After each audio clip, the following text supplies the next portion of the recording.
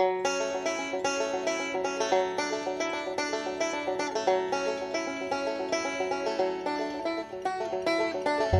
my family away from my Carolina home. Had dreams about the West and started to roam. 6 long months on a dust-covered trail. They say heaven's at the end, but so far it's been hell. And there's fire on the mountain, lightning in the air, gold in them hills, and it's waiting for me there. We were digging and shifting from 5 to 5, selling everything we found just to stay alive. Gold flowed free like the whiskey in the bars. Sinning was the big thing, Lord, and Satan was a star.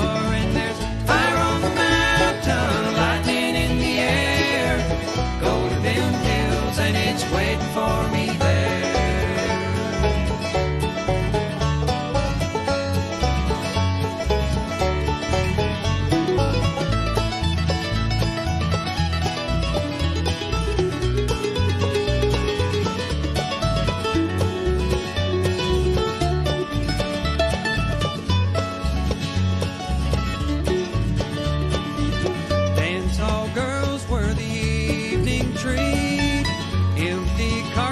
And blood lined the streets. Men were shot down for the sake of having fun, or just to hear the noise of their 44 guns. And there's fire on the mountain, lightning in the air, gold in them hills, and it's waiting for me there.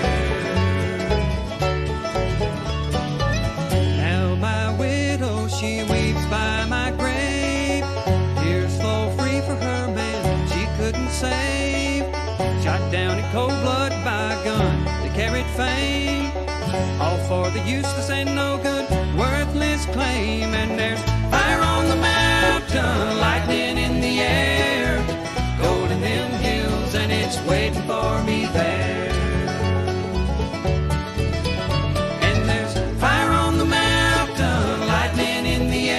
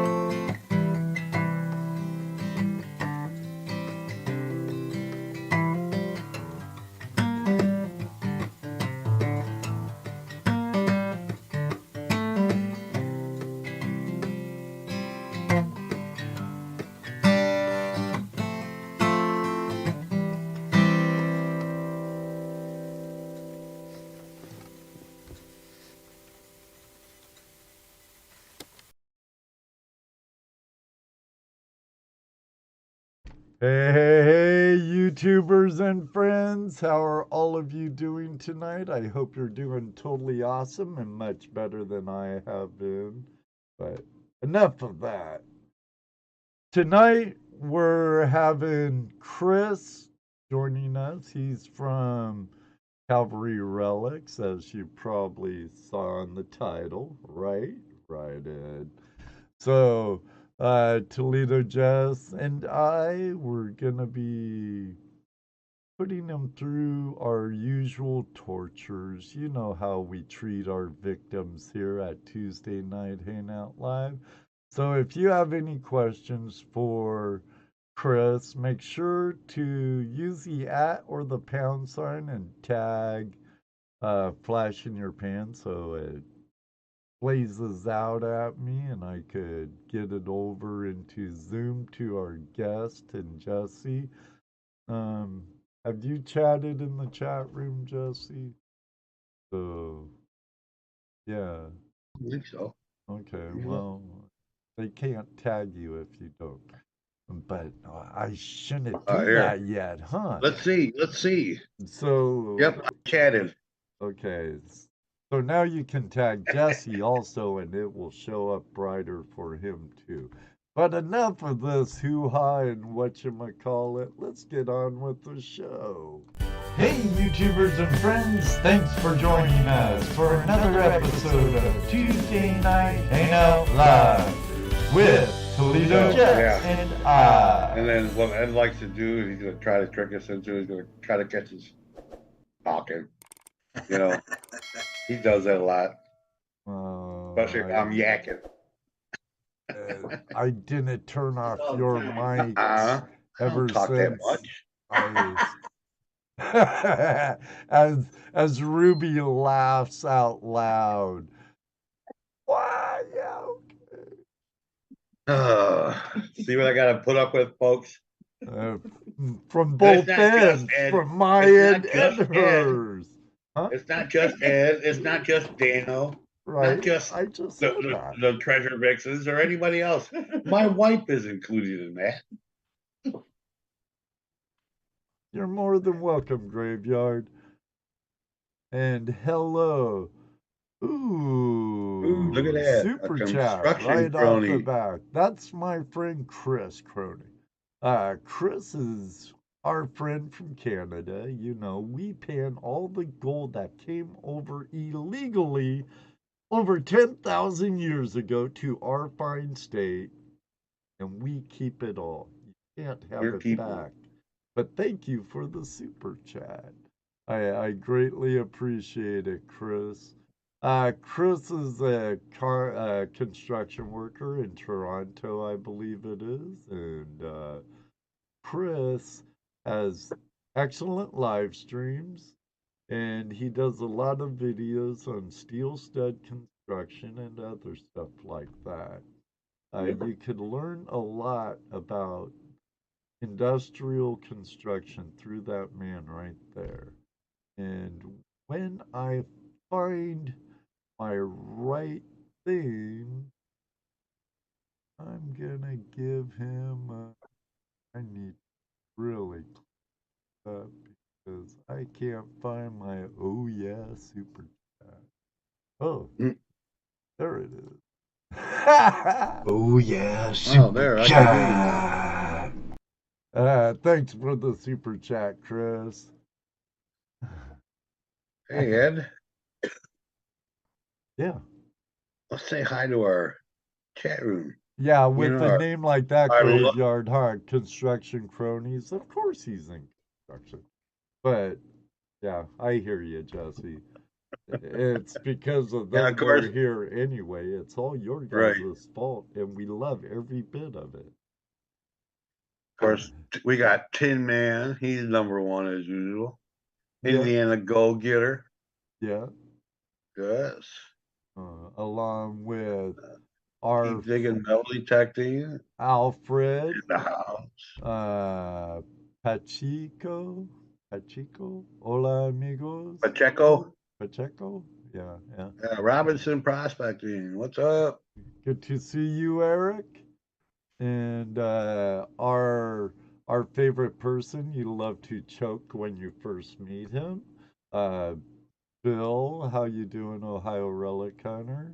World's greatest moderator, Mr. Lodak. Alfred probably washed his truck and did his brakes. Yeah, and he's getting ready for climbing season in Yosemite. A lot of good climbing there. Unfortunately, the last time I was in Yosemite, it was like traffic jam from the entrance all the way to the lodge.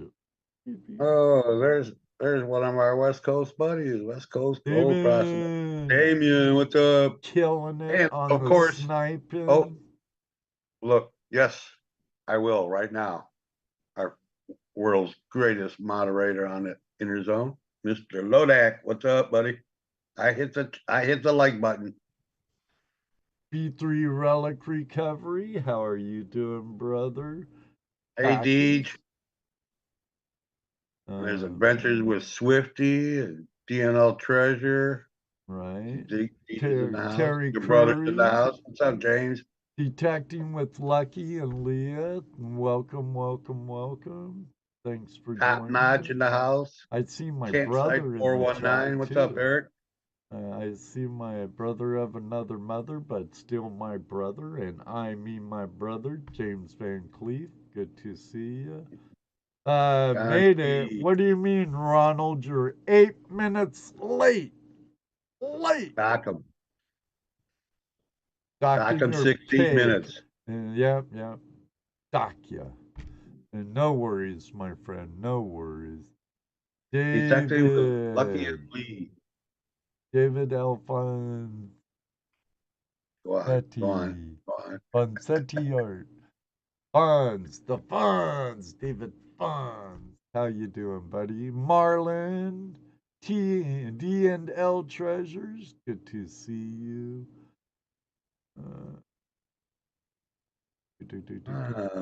B3 Route Recovery. What's up? See, we love you all so much. We say hi to you twice.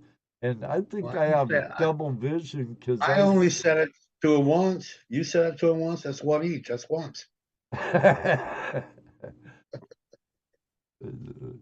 Yeah, once each. Twice.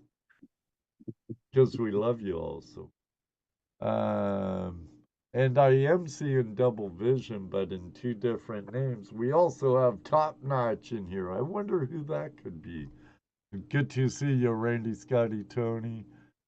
Mar Videos. Treasure Hunters. Good to see you, Marlon. Another one of our good Canadian. With all the name changes he does, you could just, whether you see him or not, just say, "Hey, what's up, RC?" Yeah, he's gonna get one of them.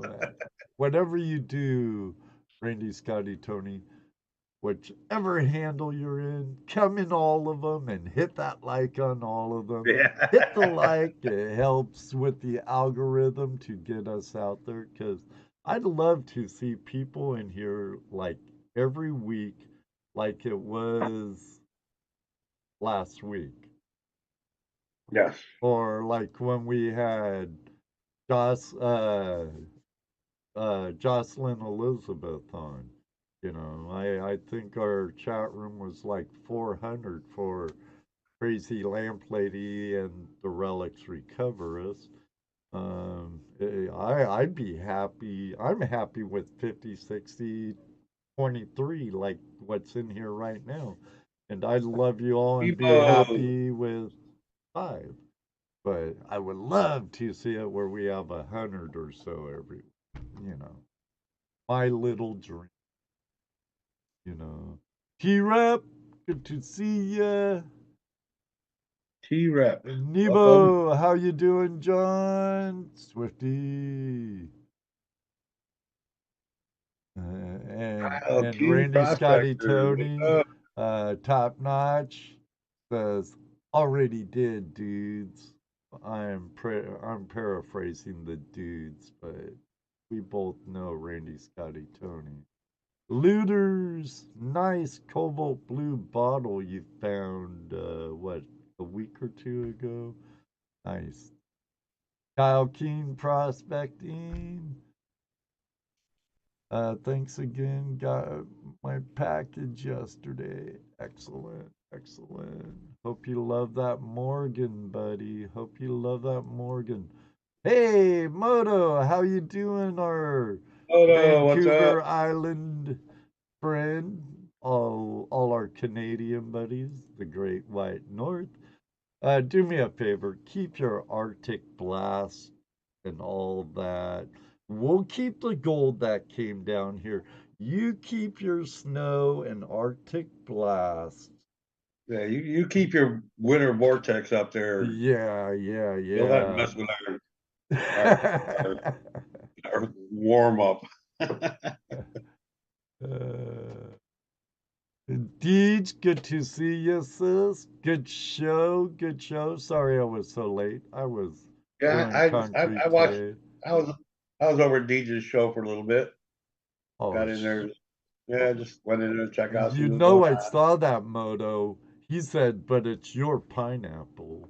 Yeah, I guess it's our Pineapple Express.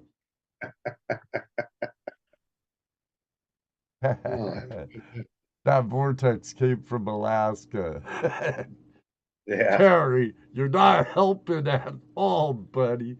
We could actually say it came from Siberia and it's Russia's fault. Am I allowed to say that, YouTube? It's hard to tell nowadays. Yeah.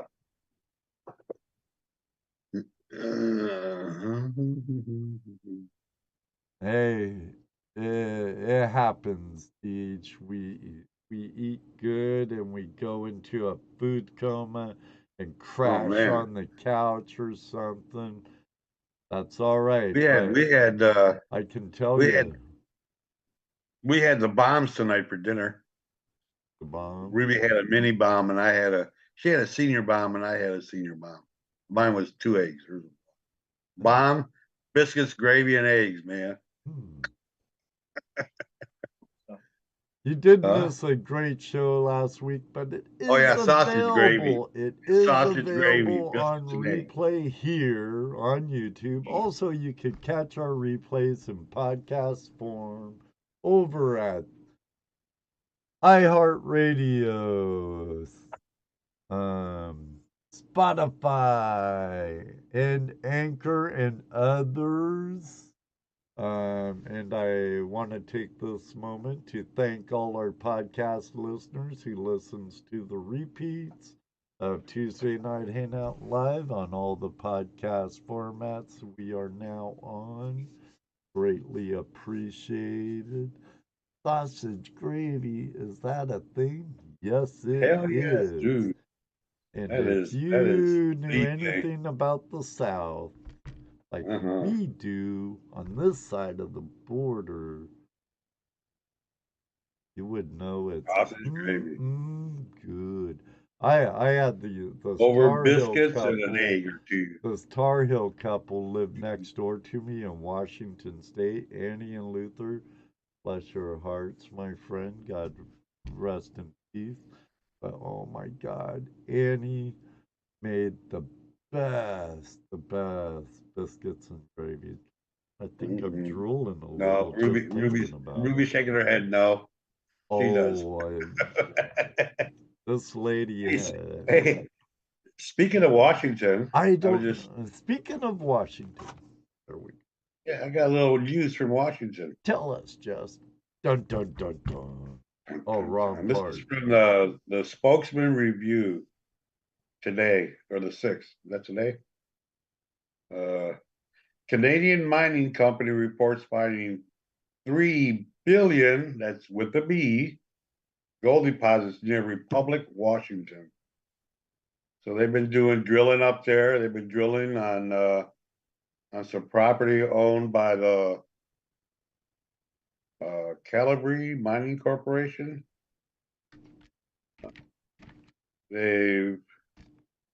So that area, what did it say? Well, this corporation owns 3 mines in northwestern Republic in Perry County containing 2 million ounces of gold based on analysis of recent drilling and its Gold Eagle project. They're talking about massive veins and mineral deposits. It says the first phase of this drill program confirms a robust mineral system with consistent gold grades over broad widths. Wow. In my mind, that sounds like lots of different minerals with big veins of gold running through it. So this company, based in Vancouver, has mines in Nevada and Now, Nicaragua. is it Vancouver, British Columbia? British Columbia, yes. Yes. They're They are based out a of Canadian company, but right. we do have. but they own the property in Washington, the United States, right? Right. Okay. Yeah, that place has had a pretty rich history of gold. Yes, it has. Ed was saying that, well, this one company here, the last operating gold mine in the area was Buckhorn Mine, which closed in 2017. That mine was operated by King Ross Gold Corporation. Produced about 1.3 million ounces over its lifetime. Yikes. It's a lot of gold. Yeah. So when this current company bought this property, they bought it when gold was 1,500 an ounce, which would have been what, last year or the year before? Yeah. Last year, yeah. And at that time, in that price, it contained $3 billion worth of resources in the ground. Of course, that's before before the $2 billion it's going to cost to get it out. So still, yeah, that's an okay profit. It takes money to make money. And do you know how to be a millionaire in gold mining? Sell gold equipment. Start off being a multimillionaire. Ah, right. Bat in a boat, right? right. Right. Oh, here comes some bad news, Ed. Dun dun dun dun. Okay, Michael Heath, chairman of the Ferry County Commission, said environmental activists and political red tape stand in the way of any major new mining operation because of costs associated with mine reclamation. We push reclamation around here, so that's not too big a price to pay. Right. It often makes more economic sense to ship ore from faraway countries. What? See, what the tree huggers are trying to say, and the people, I won't get too political, but the people that rather enrich other companies and make us lower on the totem pole than them would rather see our money going out to other countries and their resources coming to us while they pollute the world even more than we ever do, because North America is the most environmentally conscious countries in the world for mining and logging and all kinds of stuff. I'll say one thing about this globalism. Globalism isn't about bringing the rest of the world up to our standards. Globalism is taking our standards and dropping them down to meet the rest of the world. No, thank you. No. And that's all I'll say on that. We work hard to be the way we are. Right. Even though mining all this gold in Washington is going to be great for the economy, and not just in Washington, but across this whole country. Because they're skeptical it's even going to happen because of all the regulations and all this other stuff. So that's the bad thing about Washington State. They're going so left, it's crazy. Yeah, and here's the last line the guy says. I'm not saying it could happen, but there would need to be some kind of shift, he said. he would probably end up helping our economy tremendously. Yeah, that goes without saying. Oh, So yeah, unfortunately, because politics. that's not fiat. That's actual new wealth coming in. It's not old money. It's not fiat Right. currency, which is, you know, this. Of course, it's a lot harder to get that gold out there than just take a piece of paper and print money signs on it. Well, true, very true, and it costs multi-millions of dollars to do it, depend on their scale. It's not So, like you and I or Jeff Williams or Dan Hurd going to their hard rock mine. right, exactly. Oh, right. It's gonna take a lot to get it all out, but it's all there. And hey, who's to say it's not somewhere else like that? Maybe your backyard. You never know till you check it out. We'll get to that, Matt, right after this. Matt, our friend from Gone Digging, and who used to have a really great live stream. I always enjoyed it.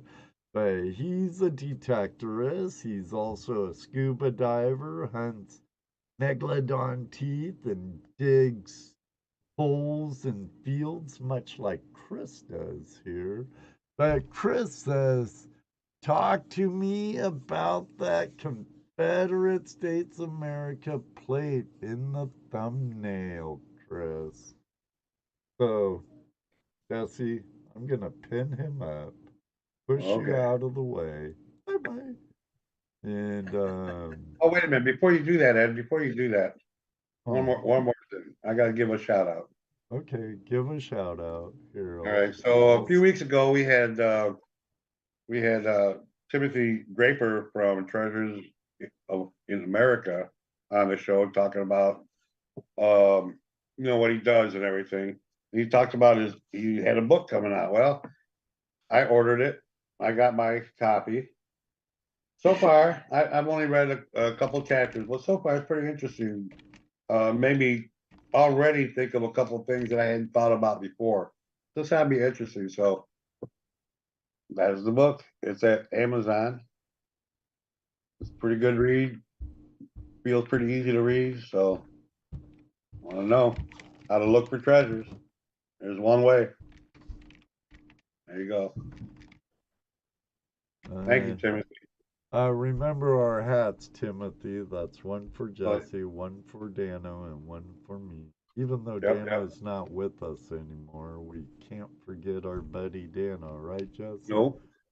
That's right. He should be listening too. He said he'd be listening. So remember that. I think it was. All right, now we can pin up our guest. So let's talk to our guest. And you, Fred, we just dragged him out of the creek. Let the beatings begin. He just got done metal detecting. He's all tired out. We're gonna sit around the campfire. Hey, how you doing, Chris? I'm ToledoJess. Doing good. How about you guys tonight? Good. As usual. Y'all talking about that buckle? I think that's the buckle he's talking about, Matt. Is that it, buddy? Tilt it back a little bit. It's a little dark. Oh.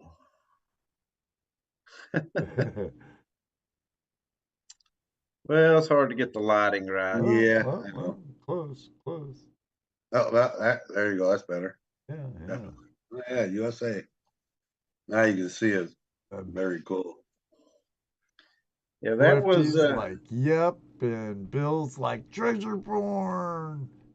And Matt's like, son, yeah. See, okay, you guys, we're gonna slow it down. Slow your breathing down. We don't want to get to the end too quick. I should have warned you about that. You don't want to give it to them all at once, man. They'll be done, and they'll just be sitting around smoking cigarettes and not even paying attention.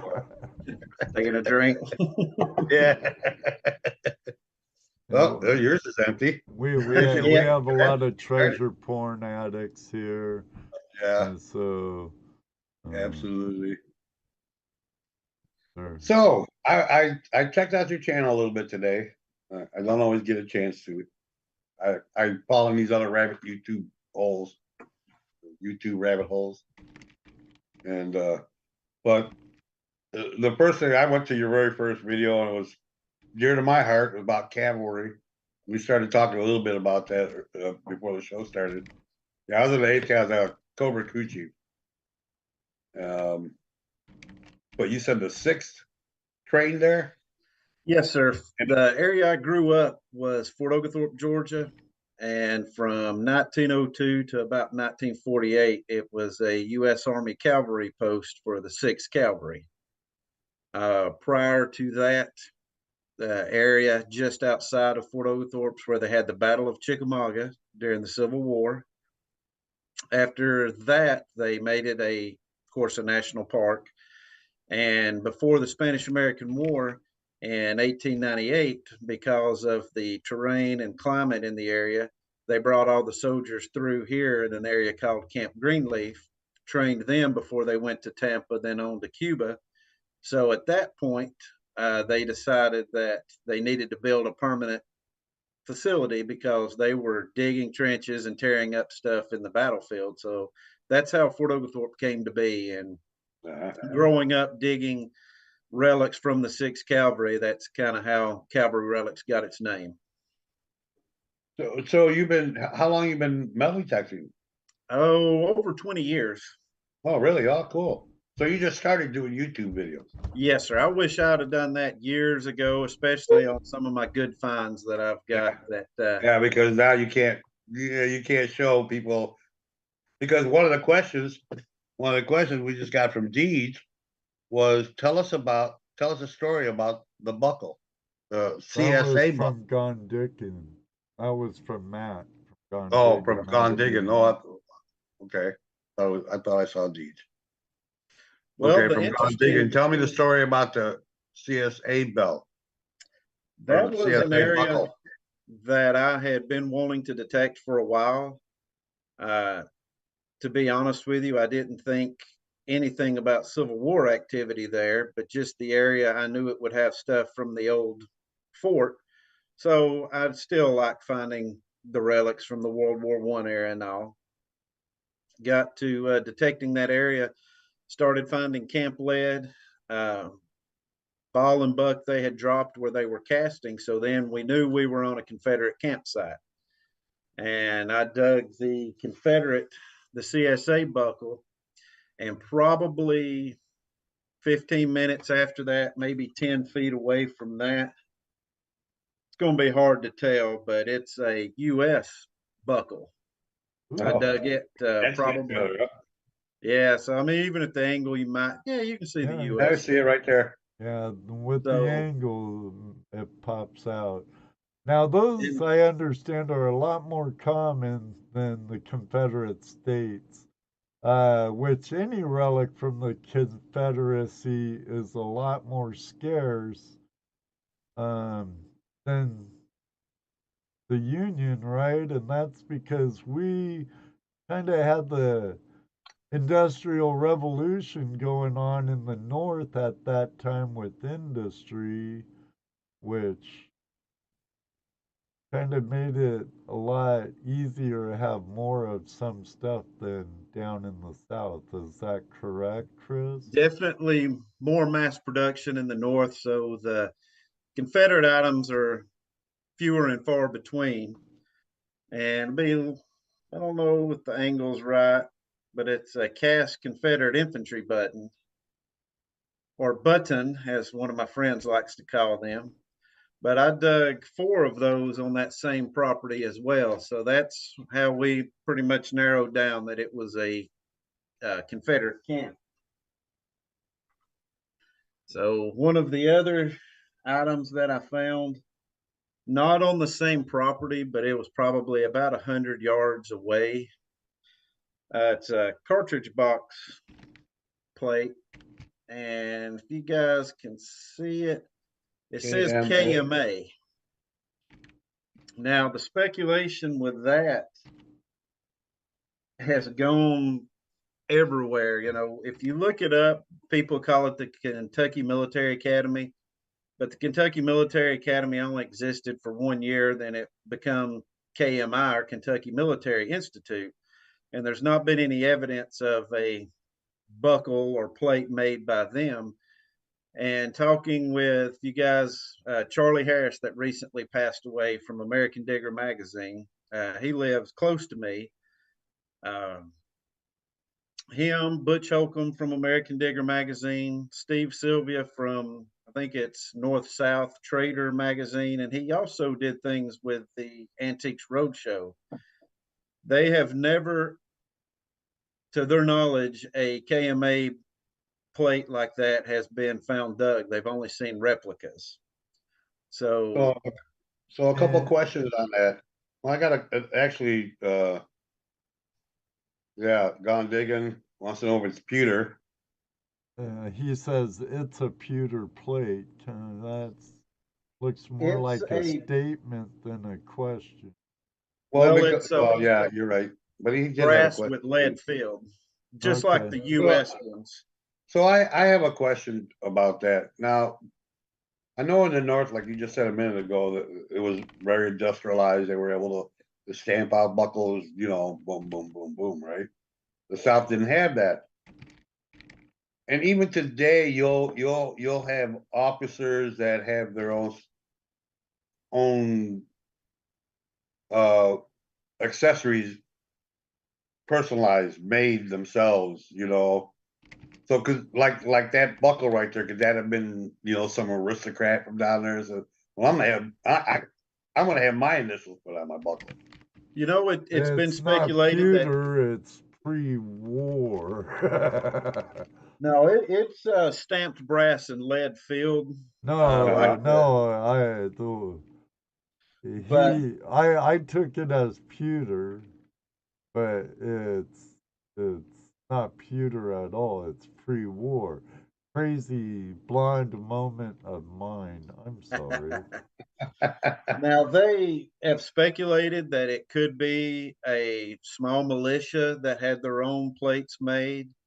The last thing we kind of researched was Kings Mountain Military Institute, because those, once the school closed at the beginning of the war, a lot of those fought in Chickamauga, the cadets. So, you know, it's really hard to tell. And I've done so much research, but there's very little on it.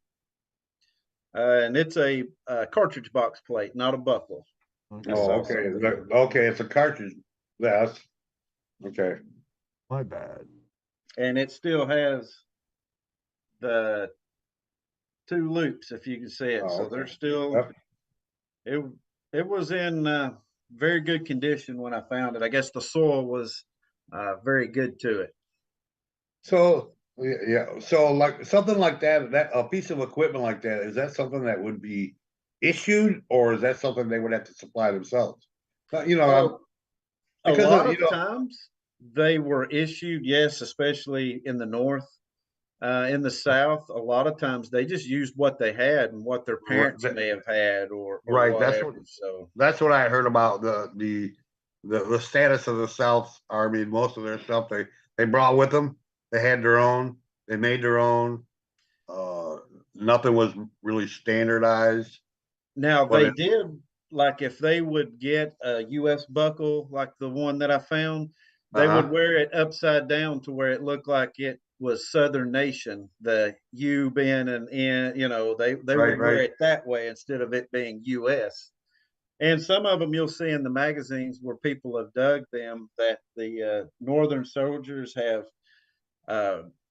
took the C and the U, and being creative turned it into a C to make a CS, you know, just sitting around the campfire, just, you know, I guess when you got a lot of time on your hands, but definitely we're not equipped like the Union. Right. So that's how trench art happens, huh? That in World War I. Well, have you ever found any trench art? Anything? Because I mean, I know trench art chess pieces or anything like that. You know, typically comes from actual soldiers in the trenches waiting. You know. Yeah, but just I mean, killing time. Even being in a camp, waiting to be deployed or whatever, training. I imagine even some of those guys did the same thing. And I noticed have nothing else to do. Yeah, you're finding handfuls and handfuls of cartridges and stuff. So I can imagine you're bound to run into something. Yeah, actually, nothing that I can really that sticks out to me that I found. No carved bullets from the Civil War. That's mainly, like Ed was saying, making chess pieces and things like that. But I've honestly not found anything, that personal like that.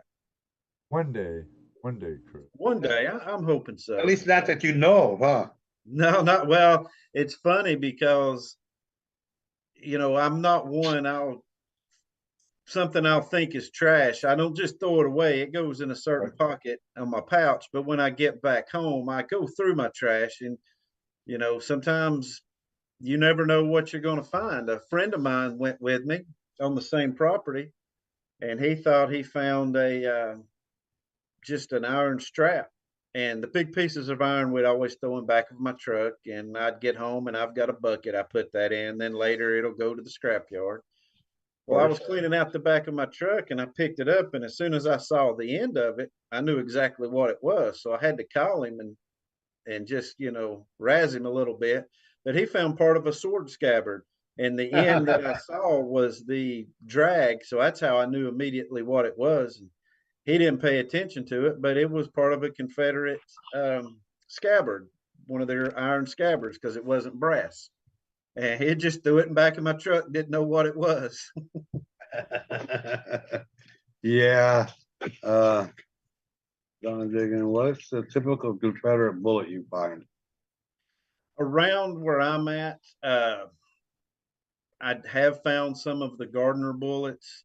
Mostly it's the standard 3-ring and a lot of the ball and buck that the Confederates were using, because the Union soldiers were not using those by the time the Battle of Chickamauga. So when you do find those here, you pretty much know that it's Confederate. That's it. Most questions. Guys, we're doing good there for a minute. Now I gotta think of something.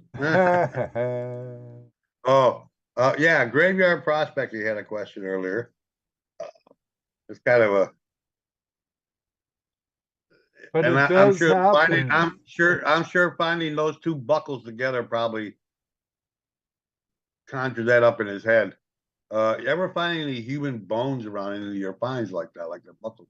Yeah, I'm thinking he was, because I thought the same thing. When you said you found one here and one just a few feet away, there was another one. Well, maybe they shot each other, Well, I never have, but the area that I found that spot, found those items, it was actually a pretty good distance from the actual where any of the battles took place. So I knew it would, was a campsite. But there have been some remains found. It's been years ago, but Ringgold is a town south of Fort Oglethorpe, and you had the Battle of Ringgold Gap. So you had a lot of different Civil War battles in this area. But I don't know how it was found, but ended up, they brought in the Georgia Bureau of Investigations and everybody, because it was, human remains. So they were trying to figure it out, and they determined that it was a Confederate soldier from the Civil War after they, did everything. But I've not personally found anything like that. Now, with that being said, I've heard there's like a couple organizations out there that reach out and help find the families to those lost soldiers from both sides and reunite them with relatives, so they and make sure they have proper burials with full military honor, all of that. The problem with a lot of that, though, because there was no standardized, like the dog tags the military, started using after the Civil War. Right. So really, it was so hard to, identify them. Seems about the only way they could identify anybody at this point would be through DNA. Yeah, and if there was even, any viable DNA left after all the years. My first question, when I hear something like that, what's it going to cost me? Well, how many of my arms and legs do you need? Yeah. To find out whether this set of bones belongs to great grandpappy, right? Yeah. I mean, that's just me. I'm just cynical like that, I guess. So And here, I told you were going to get this question. Told you were going to get this question. What is your detector? What are you swinging? Currently, I'm using the Note the Legend. Started off back in the day with, well, as a kid, I had one of the old Radio Shack specials. Everybody had one of those. I've got one around here somewhere. Yeah, I thought that's what you were looking for. Yeah, that's what I was looking for. That my Radio Shack one. I graduated up to, there was a Tesoro dealer here in Chattanooga, and used a Tesoro up until about 2 years ago when I got the Nocta Simplex.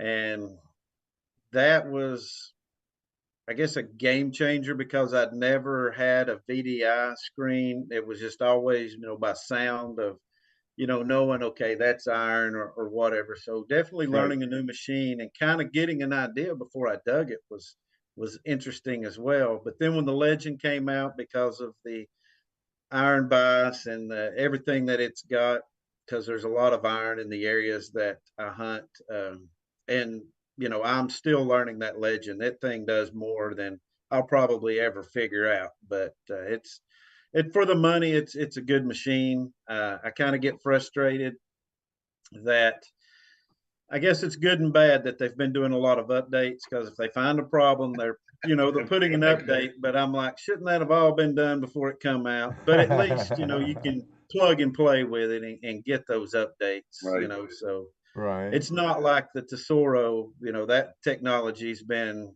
way past, but it was a good machine. And matter of fact, I know Tesoro had a real good gold machine. And a lot of people still use it. Wasn't it? Tesoro Scorpion? The one I used, I couldn't tell you all the ones they have. I started with the Silver Saber or the Silver Umax and the Bandito. But the very first Civil War item I ever found was a shot or a fired 3-ring bullet. My brother was into metal detecting before I was, and he took me out and I used one of his Tesoros and found it and got hooked. We were in a little area that was a skirmish there, part of the Battle of Chickamauga, and my first good find, I would like to say, was trying to get it back here where you can see it. Nice bayonet. That is a Confederate infield bayonet. Ooh, nice. And we electrolyzed it, cleaned it up, sealed it with wax and all. But that was my first good find. There's just a little bit of the end that's been broke off, but that is was that 3-sided? Yes. Okay. If you can see it. Yep. Oh, I see it now. But that was my first, and it was an area that, just like where I'm at, that I found those buckles, that was an area that they trained right after that for the Spanish-American War. So we probably found a 5-gallon bucket of 4570 brass that the volunteers were using before. And then we ended up finally finding where they were shooting into, and we just dug lead, because those 4570 slugs are big. Yeah, that's a big piece of lead there. Yeah. But that was where I found my first button. It was from the Spanish-American War. It wasn't a Civil War era button, but did dig a lot of mini balls. My brother dug a lot of pieces of cannonballs, artillery fragments and things. So he's the one that got me into it. I'll have to blame him for getting into this. But like I said, Gone Digging has a question. He wants to know, how do you find permissions? And that's always been like the hardest part for most of us. For me, for sure. You know. So what do you do? Well, once, you know, finding the area is one thing. Right. Looking at old maps, trying to Yep. narrow down, All that research. a good area, and then honestly, just go knocking on doors. I've been told no more than I've been told yes, but you know, until you try, you're not going to know. Now, the area where I found the bayonet and the other stuff, that was it's a subdivision now, so I'm glad we got on it. So we got a hold of the property owner and the construction company, you know, stayed out of their way and got in there and just asked permission that way. There's another area that that's been a lot of Civil War items found in the area. They're clearing off that land, but we've had a lot of rain here recently, and they're carrying the trees off the property. So the skids have made ruts that are almost up to your waist out there, and they're full of water. So that's an area that, you know, there again, I just stopped and found out who the landowner was, gave them a card. They called me. He said, "Hey, you're more than welcome. Hopefully we'll get these trees out of your way." But it's just been so muddy. You know, I've been out there and detected just a little bit, but you know, it seems like it's never going to dry over there. So It's holding too much water. Yeah. yeah. But believe it or not, those buckles that I showed you were in the city. The KMA cartridge box plate was in a backyard, somebody's backyard. You know, you just don't know where the stuff was at. I heard somebody say not too long ago, there's stuff everywhere. Oh yeah. Everywhere. There's just stuff everywhere. Um, you know, over in a 20-year span of time, things can change so much. You can have a place that used to be a field, now is a apartment complex. 20 years from now, it's a field again. You know, And you know, like I was telling you guys at the beginning, I work for the City of Atlanta Fire Department, and as I drive through there, of course, any property that becomes vacant, they throw a high rise on it immediately. sure. But there's so much. The area that I just left, I just got transferred out to a different area. But the Battle of Peachtree Creek took place in that territory. Well, there's a Kroger, and Piedmont Hospital sits on top of where, you know, trench lines and things were. Oh yeah, it used to be a battlefield. Yeah, and it's just like, God, you know, all that stuff that's covered. You know, Here it's worse than that. It's not just covered. Some of it's actually been moved. yeah, when they were clearing the land and leveling it off. Exactly. When they clear the land, they take some of that piles of dirt and become on ramps and stuff, you know. Yeah. So, you know, there's an area just south of me, Resaca, Georgia. They had the Battle of Resaca, and as they put the interstate in, the interstate on 75 was right in the middle of where that battle was, and they said there were all kinds of cannonballs and artillery pieces and everything found as they were clearing that for, you know, the interstate. Just piling it up in the pile of dirt. Oh yeah, and that's just what's painful. Just all that stuff just gone forever. Right. That's the thing. You know, and the biggest argument that's been had about metal detectorists and treasure hunters is their disruption of geologists and what they do, and how, you know, supposedly, you know, the fact that you're out there metal detecting and you come across something. I mean, think of some of the hoards that have just been found, like in England and over there. Some of these, you know, Roman hoards of, you know, thousands of coins and stuff. If it weren't for that hobbyist metal detectorist, they would never been found.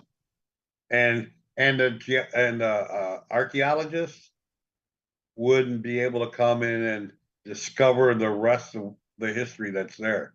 If Because it they would wouldn't have have been never for that known to person look. swinging that machine. Right.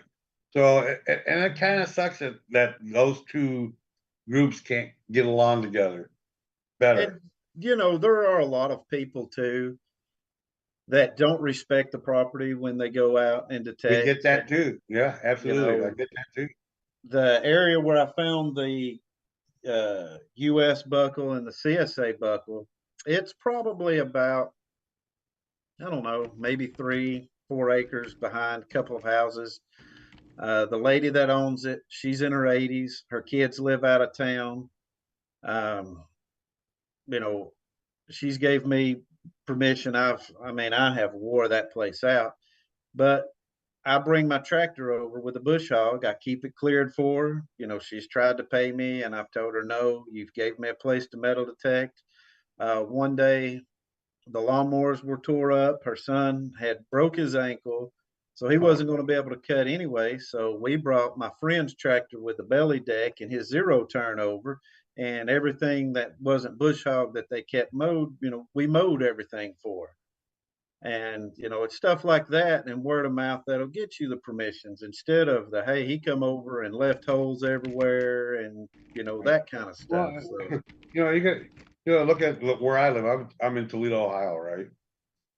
There is no park in the city, no city parks, nothing that you can metal detect. Absolutely zero. Why? Because they at one time did allow people to do it. And what did they do? They left a mess. So done. It would take a bunch of us to go downtown and complain and put in propositions and to be able to do it again. I just don't see it happening. Now it just takes one person to run it for Right. the whole community. Oh, absolutely. I know guys that go out and do it, but they'll do things like put safety vests on, put a hard hat on, around the park. Commando. And he says he gets away with it. Nobody bothers him. Cops don't bother him. City workers don't bother him. As long as he looks official. Yeah, he looks official. That guy's doing that guy's busting his ass. I'm not going over there. Oh, sorry. That's what her life was about tonight. It was kind of like ethics and permissions and right. Yeah, I did see that, and even gold prospecting, we're pretty much the same way. We our thing is trash in, trash out. In fact, take more out than you took in. Take others with you. We're ambassadors. And don't whine and cry about it. Just do it. Right. We're ambassadors. Don't whine and cry. Just do it.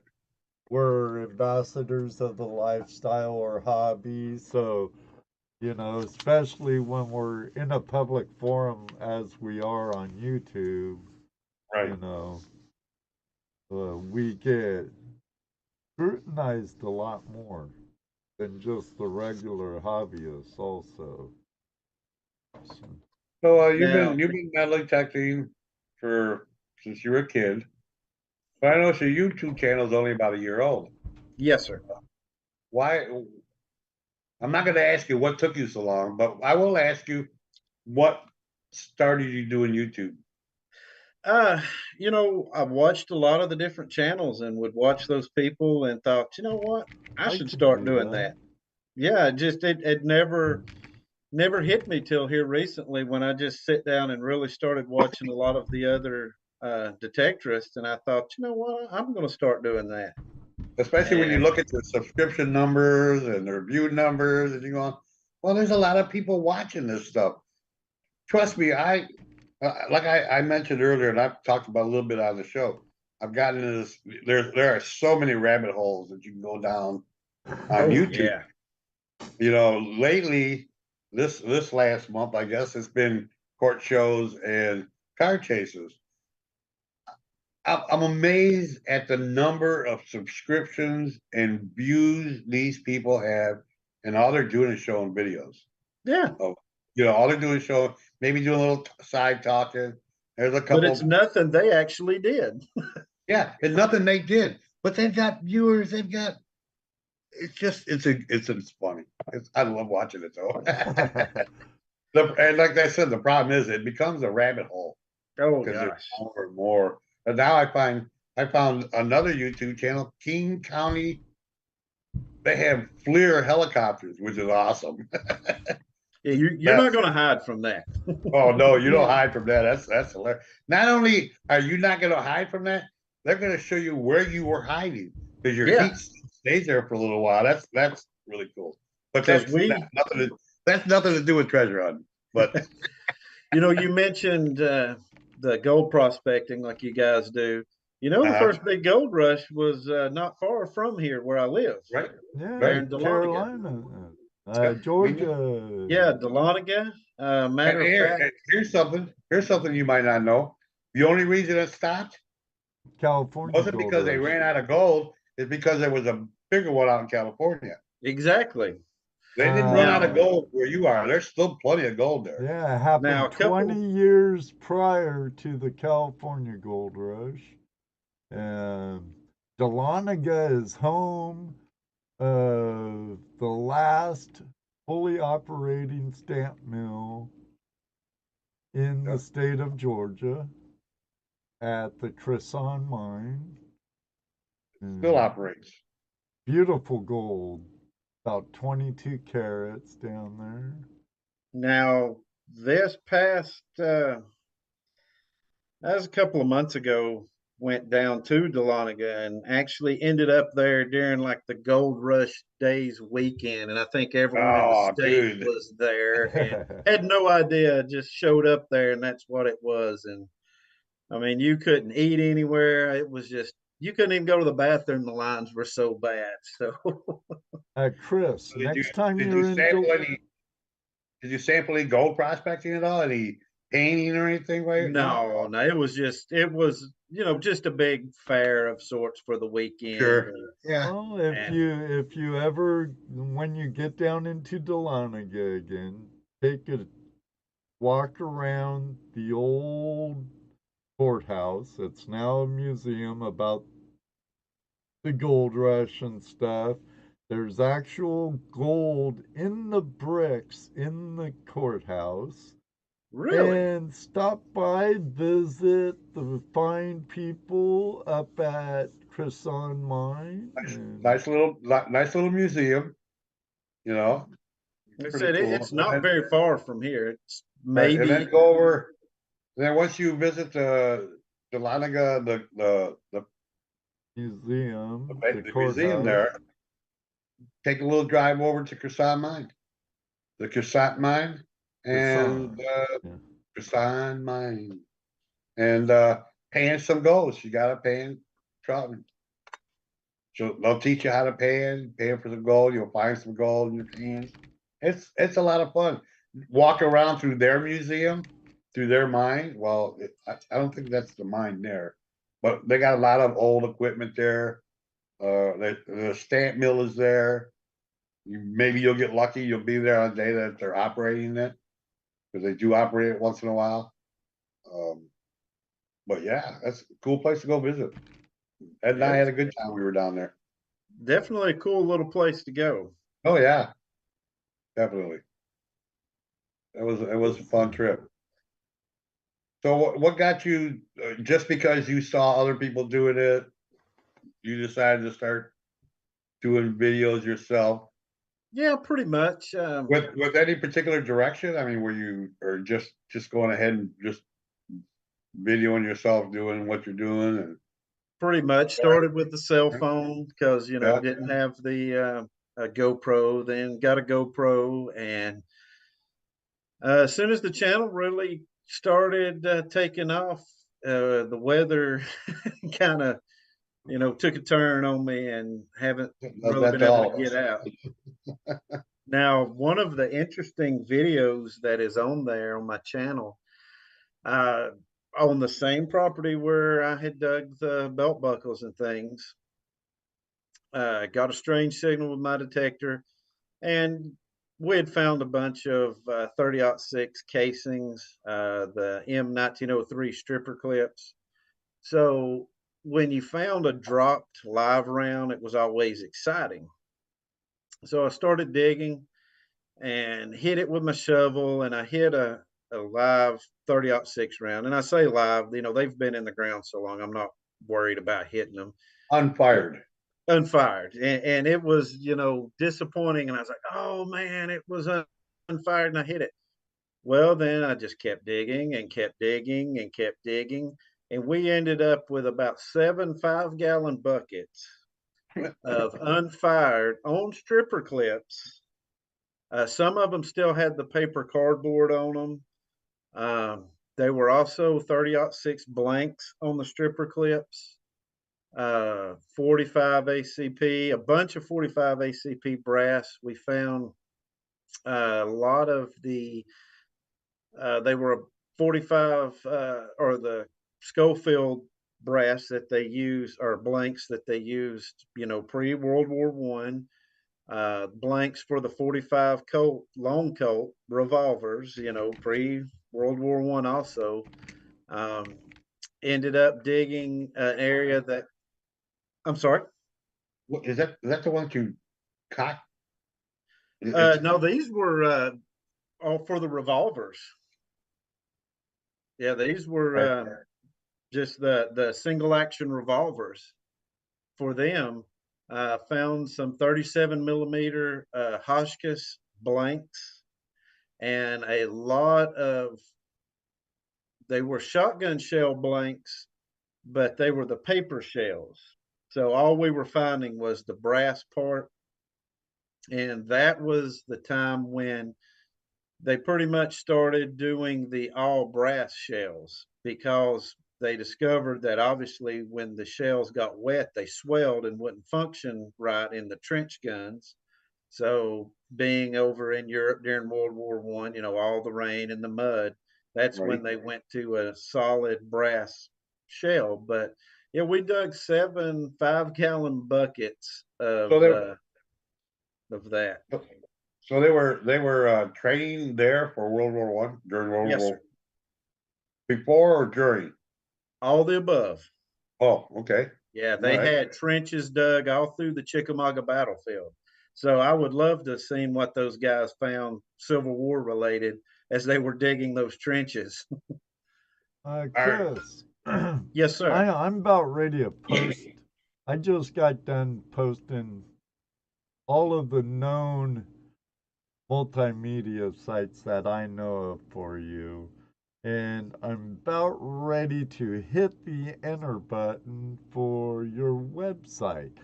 And if I remember right, while I was browsing your website, in your store, you actually have finds that you have up there in your store. I do. I've got some more I need to add. Some, of course, the mini balls from the Civil War, some more of the some artillery fragments, but the things, the World War One era items and the pre-World War One era items, the stripper clips of the unfired round, stripper clips of the blanks, individual blanks, and all. I just haven't updated the store to add those items on there, but it's but the buckles, they're not going on there. Sorry, guys. So that was one of the questions I was going to ask you. Do you sell your relics, or do you hang on? Some of the stuff, but like the buckles, the certain buckles. I got that. I got that answer. Yeah, those actually stay in the gun safe. Hang on, I had it in my head there a second ago. Hit it on the table a couple times. It might come back, Jeff. I doubt it. So let's see. We talked about you starting your YouTube channel. You did it just because. Why not?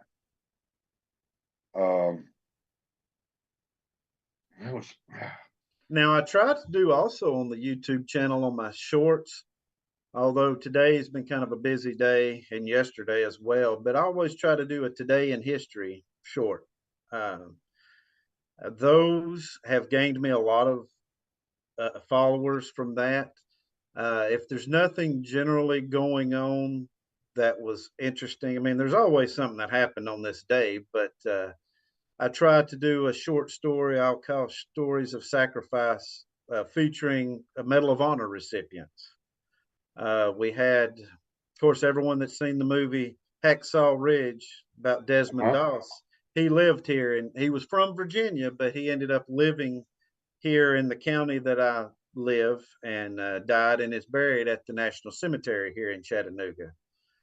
We had him, Charles Coolidge, who was another Medal of Honor recipient from World War II, a Korean War Medal of Honor recipient lived here in Chattanooga. They're all buried there. And there's also, for those who know the story of the Great Locomotive Chase during the Civil War, some Union spies stole a train from Big Shanty, which is also known as Kennesaw. It was stopped and they finally caught up to it here in Ringgold. Well, those guys were captured and executed, and they were the first recipients of the Medal of Honor. And they are several, I think there's 5 that are buried here in the National Cemetery in Chattanooga as well. Well, yeah, that when you said history, that popped that question in my head. Boy, I usually ask this question of the metal detectors because it seems to they get more involved than other treasure hunters. But history, were you into history when you were a kid in school, or is that something that's happened to you since you've been metal detecting? Especially I've always loved history. Yeah, something I've always, especially the military history. My grandfathers both were at D-Day. One was in the Navy on an LST bringing stuff ashore. My other grandfather was in the infantry. He was also in the Battle of the Bulge. My dad, he, like yourself, a Vietnam veteran. And, you know, just with that in the family. And then living in Fort Oglethorpe, it was a military base, you know, it was all around. And that's just always been a passion. I would love to be a history teacher. Too old to go back to school, just don't want to. But if I was a history teacher, you know, it's not like I definitely wouldn't want to be one at a high school because those kids don't care. They're just there. Well, you know, get them younger before they learn too much about girls and boys and other stuff. The thing about history is, in school you learn history a certain way, kind of sanitized, and you know you hear all the good parts and everything. You hear all the stuff that makes you feel good. You know, that's what you learn in school. But what I find that when you're out of school and you start learning the history, it becomes a different animal. It becomes, you know, it's not. There used to be a comedy group in the '60s called the Fireside Theater. One of their bits was everything you learned in school was wrong, and it was a funny bit. But now that, you know, 50 years later, it's not so funny, you know, because everything you did learn in school was wrong. I mean, you know, the history that you learned was a sanitized version of stuff that happened. My dad was a history teacher and a historian in Southern California, and he made history alive to me. Every summer we'd travel the country and he'd take us to some really cool historic point of interest. But he always told me, in the books, the winner writes the history. Yep. The history books you learn out of in school, the winner, the conqueror, writes the books. And That's you're exactly in the right. conqueror's country. You get the real gist, the real story, the real history, you have to dig deeper, both sides, and weigh it from there.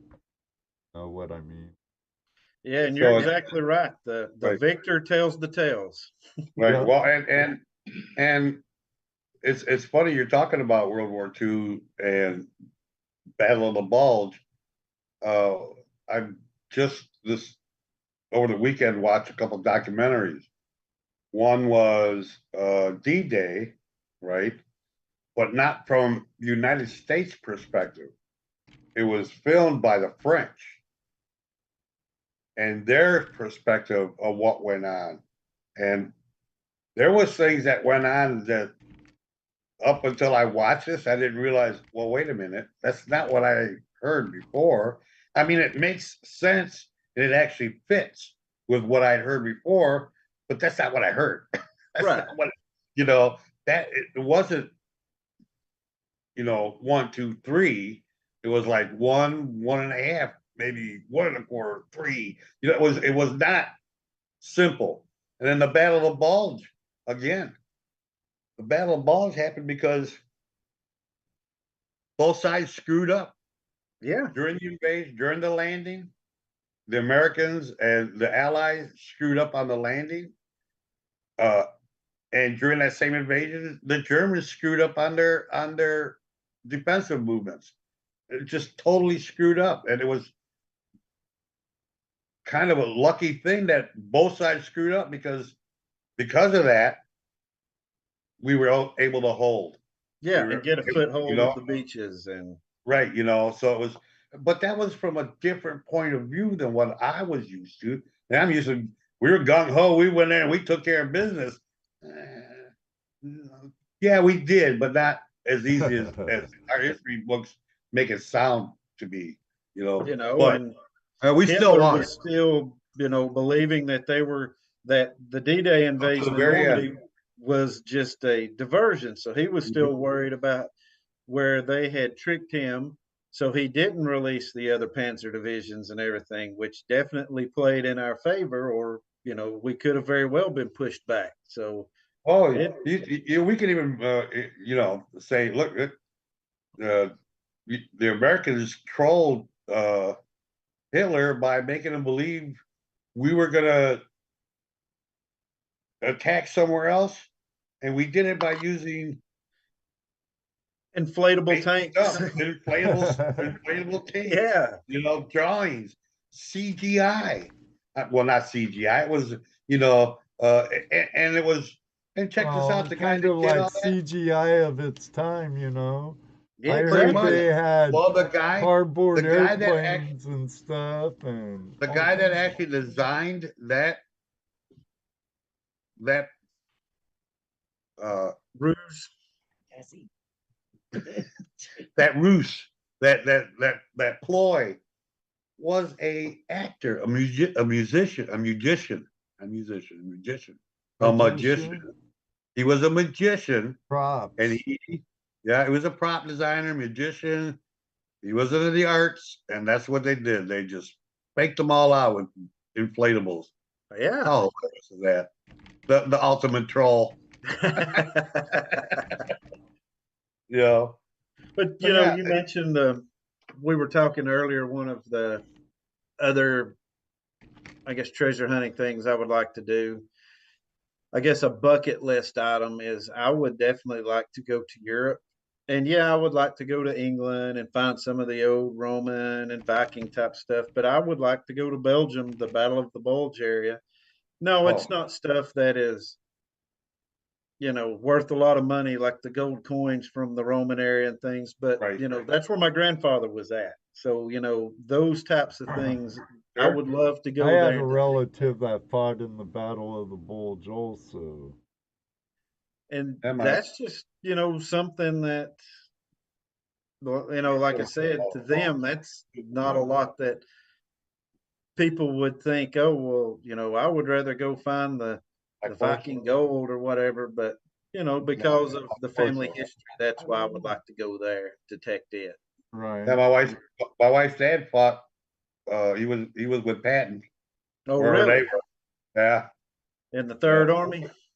Yeah. Weren't they in the Battle of the Bulge? His feet Yeah. were frozen. Yes, they were in the Battle of the Bulge. That's right. Yeah. And that's probably where he got his feet frozen. And his got feet were frostbite. frozen, and he got money every month from the government for that. Yep. Battle of the Bulge. They ended up relieving the 101st there at Bastogne when they were surrounded. Patton's Third Army came in, and it was like I said, it was really strange watching another country's version of what happens, of what happened that time. So that just shows you everybody has a different version of the same thing. Exactly, Hence, to the victor of the spoils. Right. Hey, GPU. Now, Chris, while you've been out exploring, doing your form of treasure hunting, detecting, what is the most frightening, scariest, dangerous situation you have been in? Well, I wouldn't say I haven't been in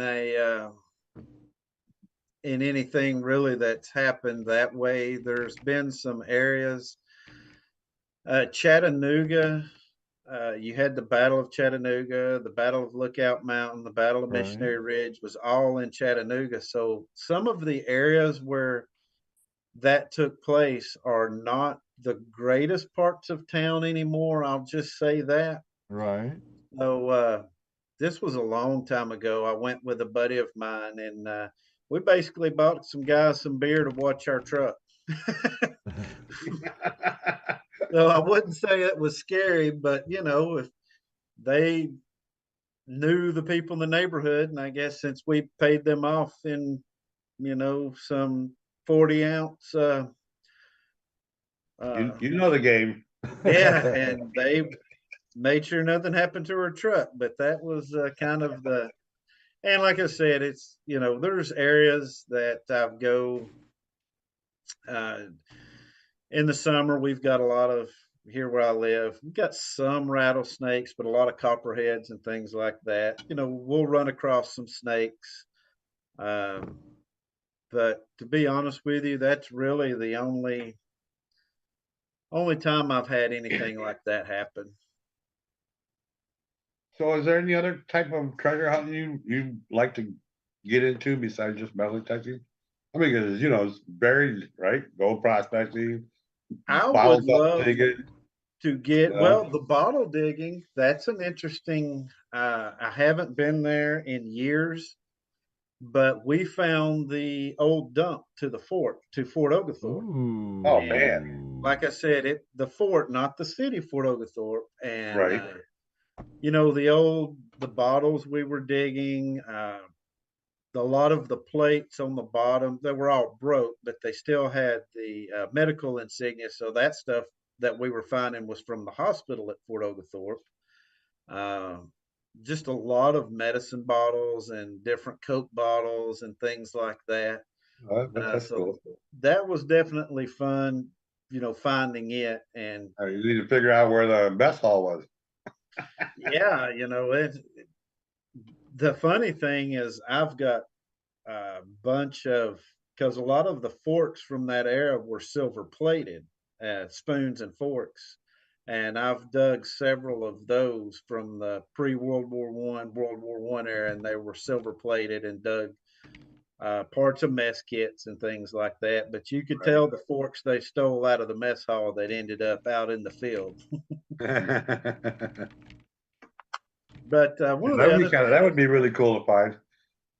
I would definitely like to dive for treasure. I would love to find something from a shipwreck, that'd be cool. Piece of silver coin, something like that. The ultimate treasure hunting adventure, right? Well, here, exactly. I'm going to go out on a limb. Our friend Matt from Gone Digging, I'm sure you know who he is. Yes, sir. He's from Virginia, a lot of history in that area. He also dives and find megalodon teeth and other artifacts and stuff. I think it's wicked cool. Now, down in Savannah, Georgia, there's a lot of there on Tybee.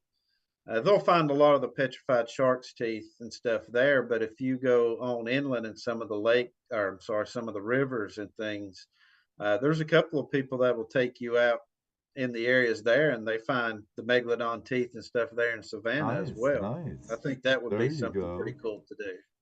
There you go. But I would love to not just on a treasure hunt type thing, but being here and living around the Chickamauga battlefield my whole life and visiting it. It's got a wonderful museum. It's got some interactive stuff.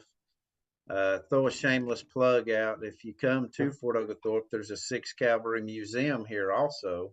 It's pretty interesting. It's small. It's, a little run by the Friends of Fort Oglethorpe. It's not a government thing at all. It's just trying to keep the history alive.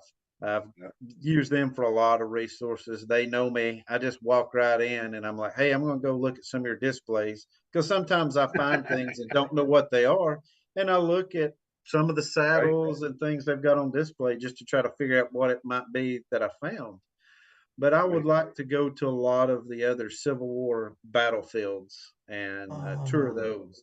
And definitely Arlington, because I'd like to go to Washington, D.C., but I would love to go to Arlington. The National Cemetery here in Chattanooga. My grandparents are buried there. My mom's buried there.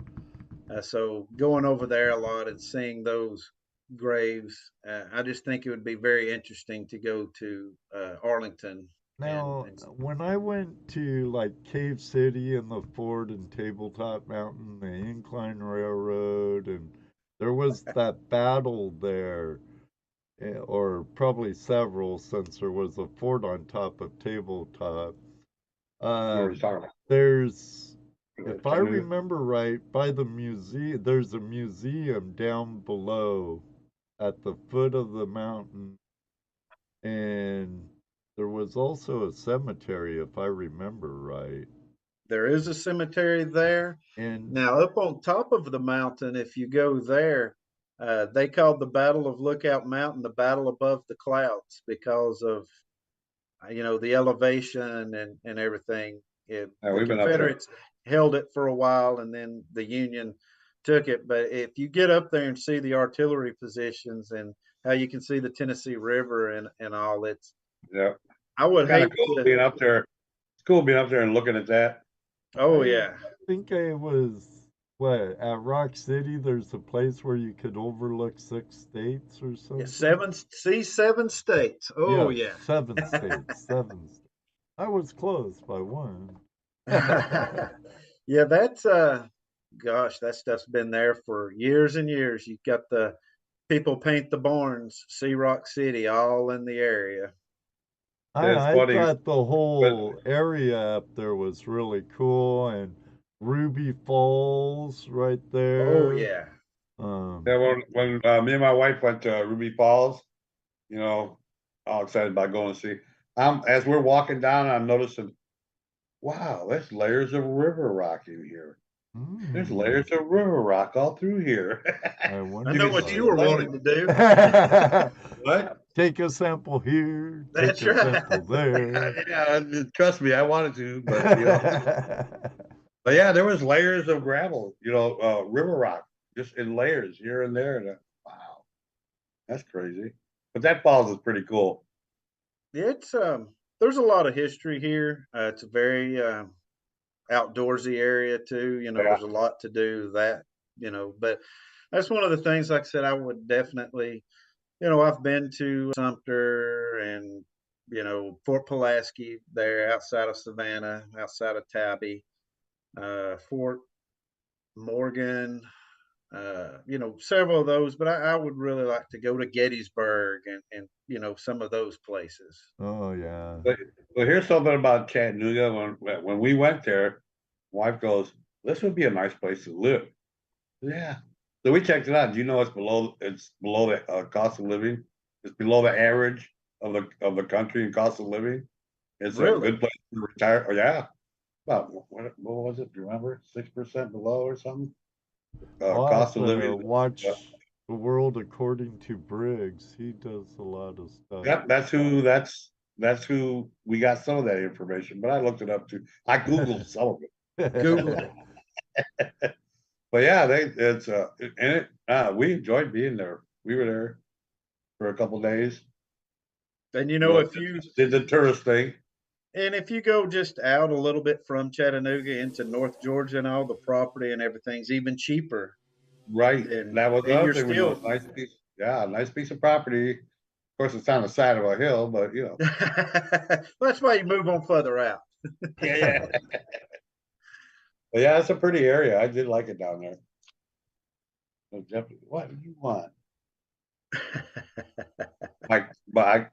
We just got a kitten recently, and I bought her one of these laser toys. Oh yeah. The only thing is, she can be in another room, and all I got to do is get up off the table, and she comes running in. She hears it. I'm gone. Looking. She's looking. Where's it at? Where's it at?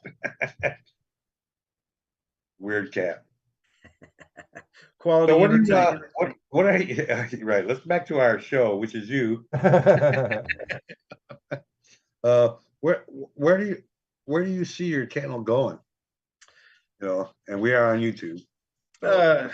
I definitely want to do more, digs, things like that. Obviously, some more first person digging things. Right. I want to do some stuff of some tours of some of the museums and things around. Even thought about a podcast and the podcast would be, I guess, lean more towards the history and actually veterans. There's still some here in Chattanooga. They had Fort Oglethorpe had a veterans. It was for the veterans, pretty much. It was after Veterans Day, but the Grand Marshal, he was a World War II veteran that was a POW, and just because we're losing so many of those every day, they're not going to be around much longer. Right. And I wanted to try to possibly do a podcast, and with the podcast, as I'm have that integrated in with the YouTube, video, and as I'm talking to them and all, and then do a podcast with it. Well, here,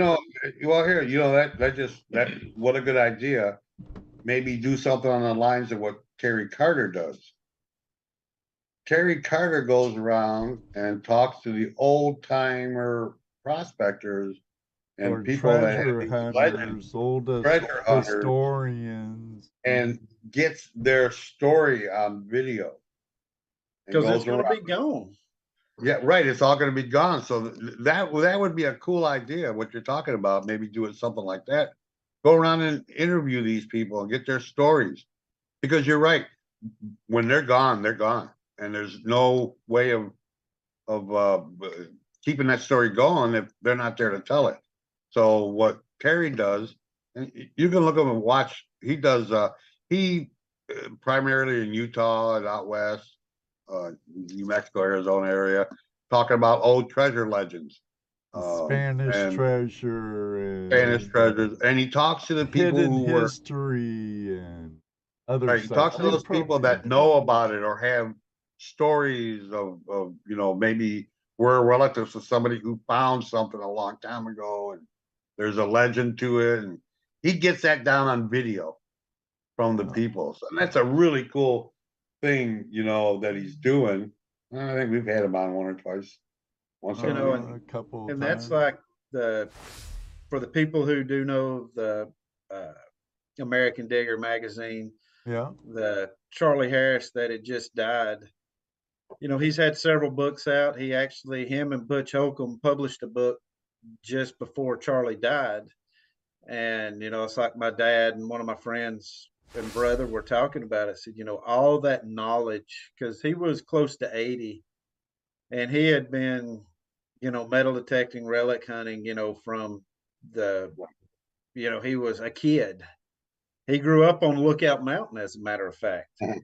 And just all of the knowledge, you could show him a picture or just show him a relic, and he could tell you right off what it was and everything. And that knowledge is gone, Yeah, it's gone. Unless you things like record it that. some way. Yeah. And the way Terry does it, I mean, because the guy could dictate the story to him and Terry could write it down and put a blog out or whatever, right? But when you sit there and you watch the guy tell the story, you see and feel his emotion and you can tell, the BS from the reality, makes it really interesting. I just love watching this stuff, just a lot, but something on that line would be really cool. Interviews some of these World War II veterans that have a cool story. Maybe just something that happened in one of the battles they were in, or maybe something about, the how they were involved in this major history-making event. Those things you're not going to get back if you don't capture them when you can. Exactly, and they'll be gone forever. It'll be gone forever. I mean, and you at this point don't have that many sources anymore. No. Other than doing research through books and stuff that's been written already. What a cool thing to get firsthand storytelling from these people. Though it's kind of hard too, though, for them. Yeah, some people don't want to talk. My grandfather was that way. Her dad was that way. Never talked about it. I learned so much after my grandfather died that my dad told me that I was like, gosh, I wish I could talk to him about that. But he's gone now. And, yeah, but he probably would have talked to you about it. No, and that's why I never knew about it. Right. Yeah, and that's sad because that's part of history that needs to be what the hell's going on here? I don't know. Deej is timing out Randy, Scotty, Tony, and two brothers for some reason. Top notch. That's Randy, Scotty, Tony.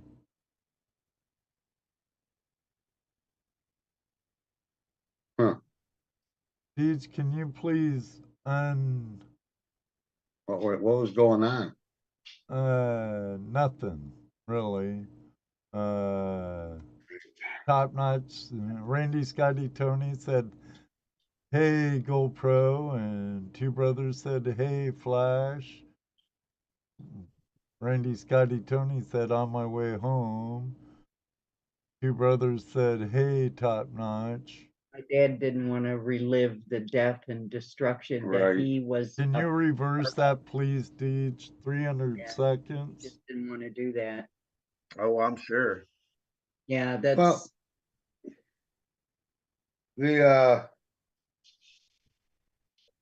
you have to remember, like when those guys came back, they pretty much talked themselves decompressed on their own. It took them 3 months to get back on ships. Right. So they were able to decompress a lot better than even anybody after that, because they were home right away. So no, they didn't have nothing to talk about. And the reality is, it's hard to talk to someone about war and the things that happen in war if they haven't been there. Right. They don't understand what you're talking about. So for the most part, most veterans do keep that hidden unless they're around someone who's been there.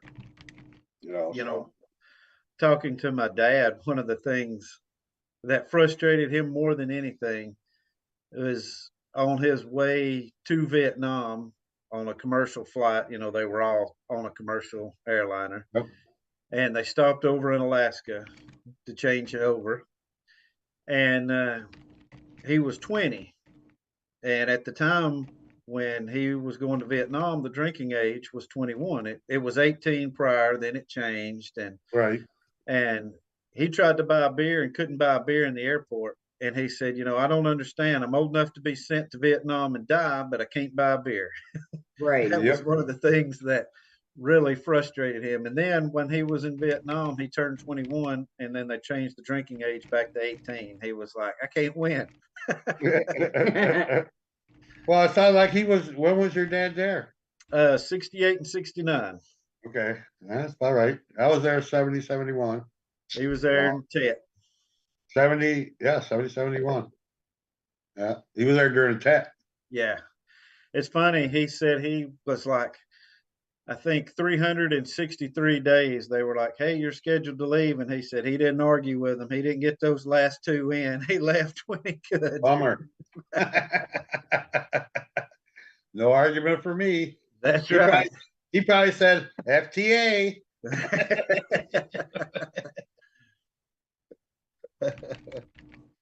But yeah, that's one of the things I want to do. One of the directions I'd kind of like to go. Cool. That would be awesome. That would be an awesome thing, you know. Yeah, because like we just said, you know, not many of them left, and you don't have much time. Exactly, and every day we're losing. Right. I mean, yeah, crazy stuff. If you guys are subscribers to American Digger, I think it was the November-December issue was an article that I'd wrote, and it tells about Fort Oglethorpe and some of the things that I'd found. It's a couple of page article, but for people who might be a little interested, in Google Fort Oglethorpe. It's actually it's pretty interesting. Let's see what. Oh, okay. That's taking care of those questions. Any you showed us something that you thought was your most interesting. What's been your most value? You haven't finding of great value? No gold, no gold. You know, I found a couple little small rings and things like that. The KMA box plate that I showed you guys earlier. Yeah. That has been estimated to, because they haven't found any more. You know, the people that had told me said, you know, that could be, you know, $20,000 for that one, because there's not been any others found. So I would say that's kind of my most valuable. That's why it goes in the gun safe. Hold off a little longer. Oh yeah, yeah. So let hit that 30,000 mark, and then maybe think about it. Thing with collectibles, right? It's always what the buyer's willing to shell out for it. Yep. You know, and that's like Antiques Roadshow. These people are like, oh, well, at auction, it could be, well, you've got to have that certain person that really wants that thing, or that's got the money that's for his collection, has the money to buy it, or have a good auctioneer that knows how to push it. Exactly. So gotta have that auction. That auctioneer is what makes your money. If you don't know how to push an object, you don't know how to advertise it, you don't know how to get it out to where the right people see it, you can have the most valuable item in the world, and it's not going to make you money if the right people. Exactly. So it's all in perspective. So, but you know, I've dug a couple of rings, but I have metal detected on the beach and things like that. But you know, my focus has primarily been, you know, the military relics and, you know, the Civil War type things. Now. That's something I noticed. Most metal detectors wind up specializing in one or two things. Not too many of them are just general everything. I mean, other than like Gypsy, she hunts it all. Oh yeah, and you know, I've hit the old tot lots and playgrounds finding, you know, stuff, especially when I bought that Legend. You know, that's a good area to learn a machine, you know, try to pick out the trash they've got, and you know, the different coins and things out there. So, but you know, old home sites and things, yeah, I would love to go detect them and all, but just when you get on a hot permission where you're finding some good Civil War military relics, you know, I just want to concentrate on that till I've wore that area. Oh, we know that feeling. We know that feeling. When you hit some gold, you want to stay there until it's all gone. You can't find any more. Right. Yeah, we know that feeling. Oh no, there's still more here. Let's look some more. Take another shovelful. Night, Mick. Nick. I'm having a hard time reading tonight. Holy Nick crap. Molnar. Yes. Talking. I'm having a hard time talking Canadian to. friend. Yes. Now, I had a question on my lips a while back. Oh yeah. Now that you're a grand strong, over 1,000 subscribers on YouTube, doing rather well for how long you've been on. Yeah, less than a year. How would you say YouTube has changed your life? Well, before I hit that 1,000, I was looking every day. Oh, have I made it yet? Have I made it yet? But you know, honestly, I still don't have the viewer hours that for the monetization. 4,000 hours for the year. You'll Yeah, I'm at get like there. 2,000. And you know, Live streaming will help you achieve that. Just saying, tip.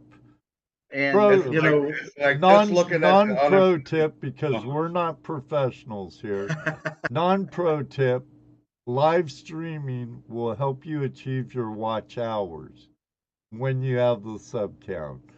I was monetized pre the hours thing, and it worried me. So, and live streaming was just starting, and I can be kind of a ham, kind of, for the introvert I can be kind of a ham. So I know, oxymoron. Like 5 times a week.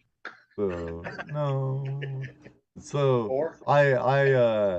I started doing a lot of lives, and you'd be amazed at how much watch time that accumulates. Now, have you yet, because it will, mark my words, it will happen. It will happen. Have you yet have someone come up to you and recognize you through your channel? yeah, actually, the one person that did, for you guys that may metal detect, follow a lot of the metal detecting. It's Little Dirt Diggers. Emily. Emily. Yeah. Shannon. And I ran into her at one of the, actually in Chattanooga, at one of the American Digger Civil War shows. Oh, cool. She came up to me. So got my picture. We got our pictures together and all, and gave her dad my information. And because they actually live in between me and Atlanta. So we were going to get together and do some metal detecting. But that's probably the only one I can say that for sure. Woodland Relics is also Paul and Belinda are from Georgia also. Oh, really? Yeah. Woodland Relic Hunters, I believe his name is. Correct me if I'm wrong, one of you detectorists, but I believe that's it. Also, but you has YouTube. Okay, you've been recognized by Emily, who's also a YouTube personality. But is there any doors that have opened for you yet in the community and outside of it, and changes in your life, positive or negative, preferably positive, because from stemming from YouTube and you putting yourself out there? The one cool thing about the YouTube slash Instagram, TikTok, all those things, is meeting the people from the other countries and getting friendships with them. getting, I guess, hey, when you come over to England, or come to Australia, I want you to come get together, things like that. And, being able to, I guess, network per se, Right. the connections that I never would have made without being on YouTube or anything like that. Know what's YouTube Uh, definitely opens you up. know what's Definitely. funny? Most of my friends now are direct relations in correlation with my YouTube. Jesse, for one. Yep. Dano, another. Digging with Deej. Um, Drew and Jocelyn. Drew and Jocelyn Elizabeth. So many people that I've had the pleasure of meeting. T. Higgins and Shane, Ohio River History, and so And many. he's definitely been one that's helped me a lot. The Other Side of the Boat channels, who directed me over to the Thirsty Thursday, and that Shane does, and got on there, and that really helped push me a lot. When I got on there and actually won the simplex that Shane was giving away, and I paid it forward, and I did a 500 subscriber giveaway for that simplex. Well, that I wasn't quite at 500 yet, but I hit 500 and pushed even further just from that one giveaway. That was something that really helped me out a lot. And, I had a simplex and I just wanted to pay it forward to someone else. And I thought, that what a great thing to do, to give that away when I hit 500. And that's what we did on Shane's show one night. So the networking, as in the friendships and all that you make, you'll follow these people, and when you get in these chats on these other live streams, it's interesting that it's like the same group of people are following, everyone. It's such a good community. Everyone's willing to help everyone out, promoting absolutely. each other. It's I not like, agree. you know, Shane's a great guy too, and like Marlon and Shane, they're both great people in the community, and they both want to help grow. The dangers, though, is it can end up being a sub for sub cycle, which can be very dangerous on your YouTube career. yeah. But I need to interject right now because I have a super chat from my friend Bob Drake. Square nails matter. Down east, detecting and prospecting. Thanks for the super What up, chat. Bob? Thank you, Hey, Bob. you guys is in the house too. Charlie, good to see you. Top notch. Glad you're back. Deej, if you're still here, please don't time out. Top notch, Indiana Gold Getter, or Two Brothers. Thank you. Sorry. But yeah, I think it's great, the community on here. It's rather addicting. It's the friendships I've made. Can't beat it, really. Yeah, and you know what? We failed to mention some really good friends, and there are lurkers. Oh yes. Families, friends. Yeah. They're out there lurking, listening. My boss person. Yep. Your sister. Top Cat, Todd, Two Toes. Bedrock Bennett, all them guys out on the West Coast. Dan Hurd, Pioneer Pauly, and some of these we've met and prospected with and metal detected with, and some of them we will meet. Like our friend from Australia, Brad. One day, if I ever get to Australia, I'd love to go detecting with Brad or some of our Tasmanian friends or English friends, you know. It's a marvelous networking tool. This is the way the global community is supposed to be. Exactly. Lifting each other up. And you know, you've got And the people Ronald, out there. we've met great people like Ert Radio in person on the river. There's a reason why I say maybe one day too we'll meet you on the river. And it does happen, right, Ronald? Right, Deej? Right, Charlie? We know you It does did. happen. We know you've been here, Ert, being quiet. And you were only 8 minutes late. We know that. And yes, we do count. He should have to pay $1 for every minute he's late. Hey, I agree. You hear that? Wow. Super chat for every minute you're late, Ronald. Yep. No, I'm just kidding, buddy. Love you, brother. Yeah, it's awesome. And it's been awesome having you on as well, too. Well, I definitely appreciate it, guys. The people like you Oh, look, have he's got. affected me. Oh, I gotta play that tomorrow. See the numbers he's got First back there on time I met Ed, that 3 a.m. at the Swank camp. Yep, at the Swank West camp. Yep. What are those 174 states for? Behind you, Chris. That 174? Behind me? Yeah. Oh, that was a long time ago 5K thing off of 5K. Oh, you were doing a 5K? Yeah, that's a long time ago.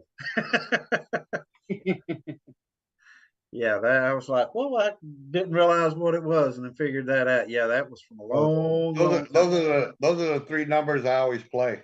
Oh, really? Yeah. Well, you got to play them now. They have a lot of significance to them. No, It's not actually 174. The number that I pick is 714, which is, if you know, was Sergeant Friday's badge number from Dragnet, right? It wasn't Was my Cobra. 714? Yeah, 714. Okay. 714 was also my Cobra number. And there was a pharmaceutical called Roach 714s. huh. 714 was my area code where I was raised too. How about that? Really? Yeah, so I hit it. I hit $1,000 on that once. Yep, sure Nice, did. nice. So you got to play it in that combination now that you saw it. Yeah. Well, I play it both ways. Oh, okay. You know, straight box when I play it.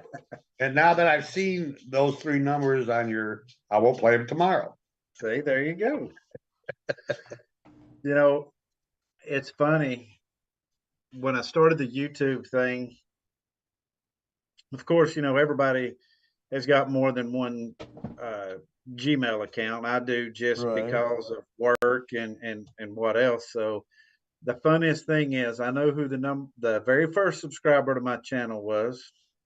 Just me. And then the 1000th, I know exactly who the 1000th subscriber was as well. So that's just very funny because I had hit 999 and I was like, oh man, I'm right there. Then all of a sudden, you know, boom, it hit 1,000. And then I saw who it was, and I was like, aha, that's why you was asking something or talking something earlier. So I You know wanted to be the 1,000. I know who they were just joking, saying, yeah, I was just waiting around to make that one memorable for you. I didn't want to subscribe until then. I was like, oh, I see how it is. But yeah, it was just kind of funny that, you know, I actually knew who the 1,000th subscriber was for the channel. So you? But you know, it's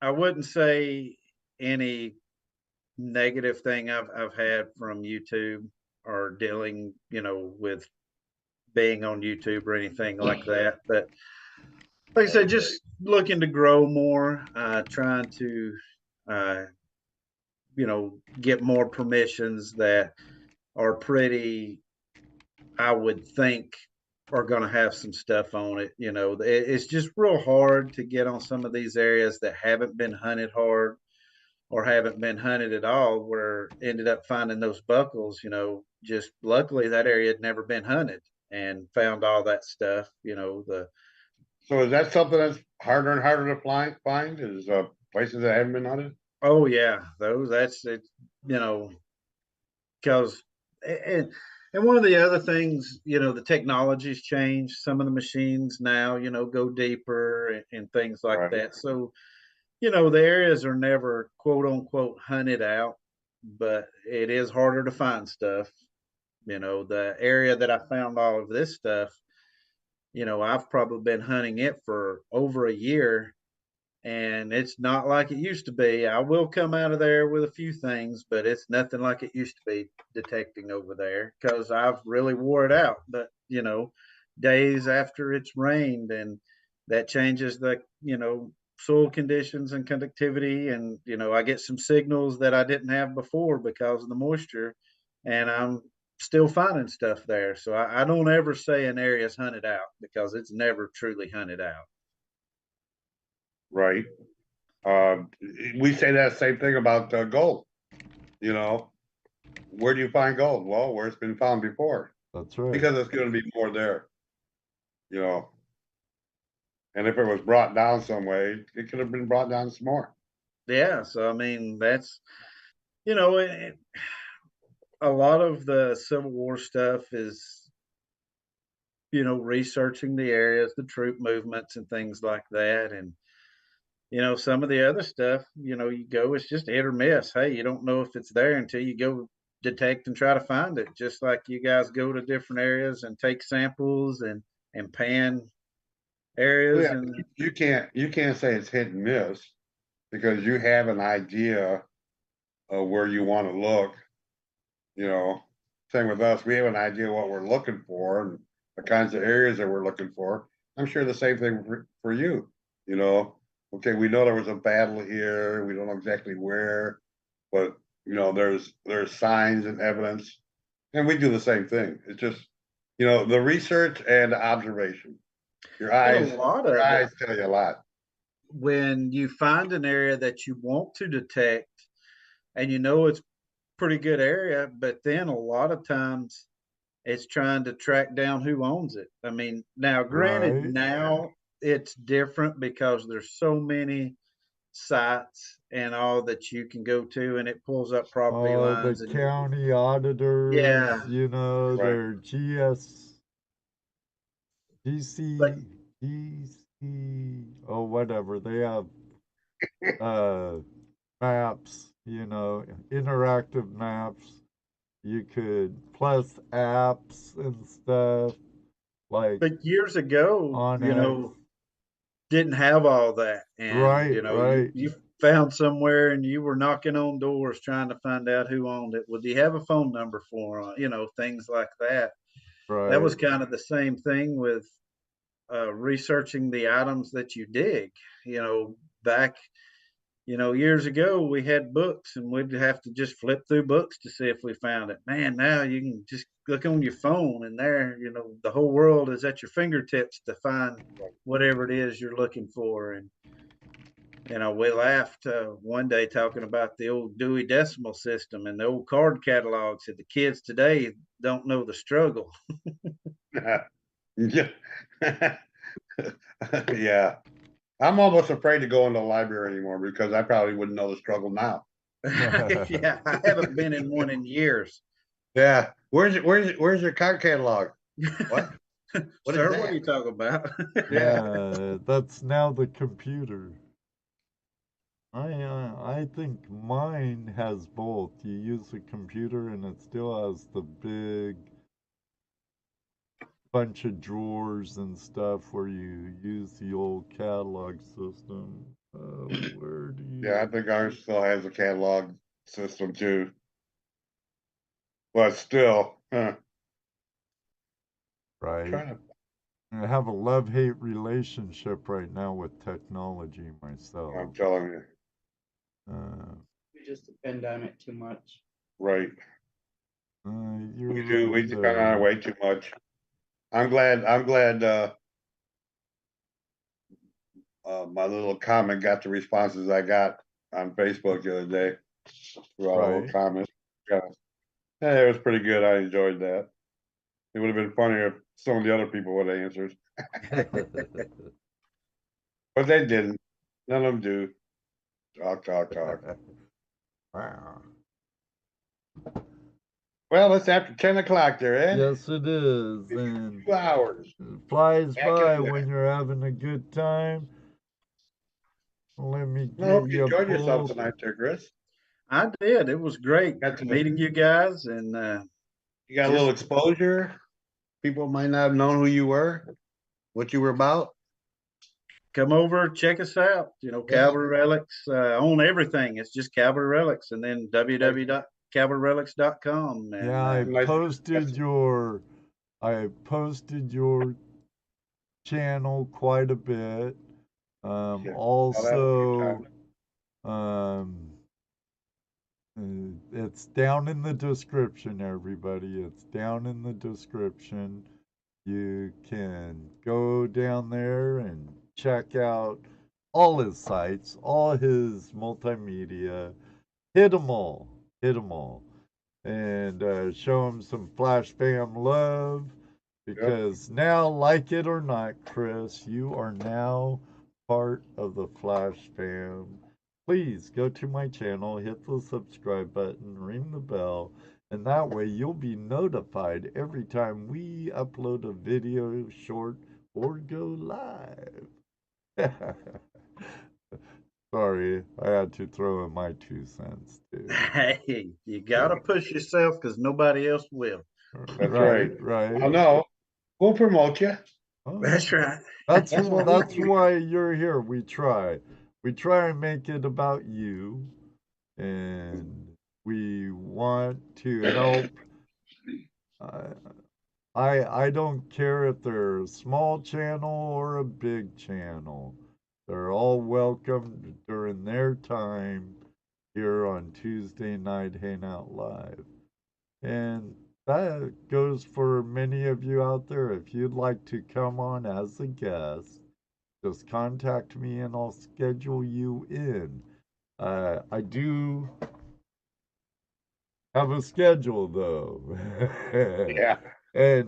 But if you want to wait till Open Line Tuesday, we have Open Line Tuesday most of the time, the last Tuesday of every month, where we open up our phone lines, our call lines, whatever you want to call it. We drop a link and you're invited to join us. We open up the Zoom. That's right. Open up the Zoom. Premature flashulation. Bill. Flashulation. Oh my goodness. See what we got to deal with here? It's not just us two, is it, Jesse? No. Or it's not just you, it's Bill too. Sometimes Bob Drake, but it's his Oak Island night. Thank you for carrying yourself away from Oak Island, and thanks again for the super chatters. Very, very much appreciated. My friend Chris from Construction Cronies, Chris Chronicle from Ontario, and my friend Bob Drake down east detecting and prospecting from where else? Down east, up in down Maine. East. Just north, but whatever. Right. Next week we're having Josh from the new owner and editor of International California Mining Journal joining us for our guest. It's the best prospecting mining magazine out there? Yes, I am a subscriber. Have been for years. Also, make sure to catch our friends over at Gold Prospectors Space. Become a member there. Let them know Flashing Your Pan sent you. Great community.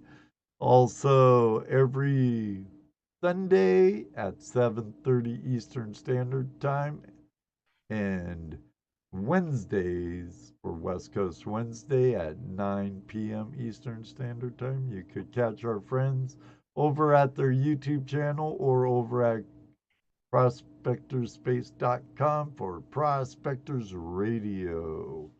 So, any last words, gentlemen? Thank you guys for having me on. I appreciate it. And thank you for all the support and everybody out there. You're more than welcome. We like talking to new people and learning about them. It's like just like our chat room. It's a vape. I'm charging it. You're very welcome, Randy, Scotty, Tony. Hi, Cricket. Better late than never, hun. You can watch a replay. That's right, Ronald. Make sure you're on time, though, Ronald. Remember, you're Mountain Time. We're Eastern Time. Just messing with you, Ronald. I know you know that. Great show, great guest. Thank you, Ronald. Wait, don't go away. Don't go away. Wait till the very end. Ha ha ha ha. All right, everybody. Thanks for joining us. See you next week. Same time as always for going on 6 years. And we love you all. Have a great week to come and go find your treasure, fam. So until next time, may you always have a flash in your pan. And you know what he's going to say next. That's right, Jesse, because it does happen. Maybe one day, too, we'll meet you on the river, field, stream, wherever it may be. Crater of Diamonds, Menards. Wherever. We were just there. What'd she say? We were just there at Menards. We were just there at Menards. Okay. Good night, everybody. Love you. Take care. We're out of here. Good night, everyone. And no, I just need my print bigger. My glasses work fine. Later, Brad. Thanks for joining us. Have a good day down under. Mr. Lodak, as always, thank you. Campsite, Terry Curry, Brian Pants, TV celebrity, and all. Cricket. Everybody, good night. Have a safe night. Scotty, Tony. We'll make it fun. Down East Detecting, thank you, brother.